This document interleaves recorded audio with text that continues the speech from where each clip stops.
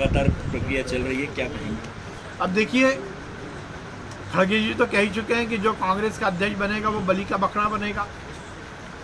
नेहरू परिवार के रिमोट से जो चलेगा वही कांग्रेस का अध्यक्ष बनेगा। ये तो नाटक नौटंकी है। ये तो केवल देश में इस बात को स्थापित करने की कोशिश की जा रही है कि हम लोकतांत्रिक व्यवस्था के हिस्से हैं। पर एक बात मुझे बहुत आपत्तिजनक और शर्मनाक लगती है कि जिस नेता को कांग्रेस कहती है ये हमारा भविष्य, राहुल गांधी, वो इस चुनाव में कहाँ है? वो तो ये स्थापित कर रहे हैं कि ये चुनाव या राष्ट्रीय अध्यक्ष मेरे लिए कोई मायने ही नहीं रखता। राहुल गांधी तो यात्रा कर रहे हैं। सही मायने में यदि मैं भारतीय जनता पार्टी का कार्यकर्ता हूं तो मेरे लिए अध्यक्ष सर्वोपरि है। यदि कोई कांग्रेस का कार्यकर्ता है तो अध्यक्ष उसके लिए सर्वोपरि होना चाहिए। पर क्योंकि मैं तो एक साम्राज्य को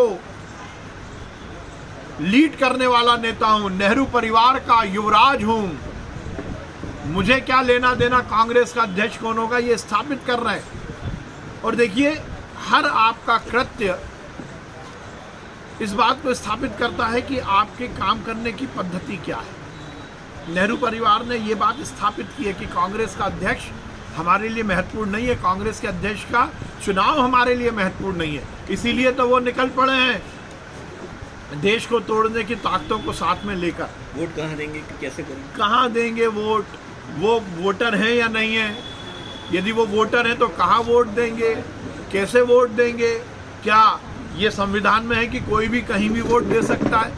बड़ा आश्चर्य, मुझे समझ में नहीं आ रहा। और उसके बाद भी खड़गे जी माला पहन रहे हैं और कह रहे हैं कि मैं तो बलि का बकरा बनने वाला हूँ। और थरूर जी बेगानी शादी में अब्दुल्ला दीवाना जैसे घूम रहे हैं, सेल्फी खिंचाते फिर रहे हैं। आश्चर्य की बात है कि कांग्रेस की क्या पद्धति है, ये भगवान ही जाने।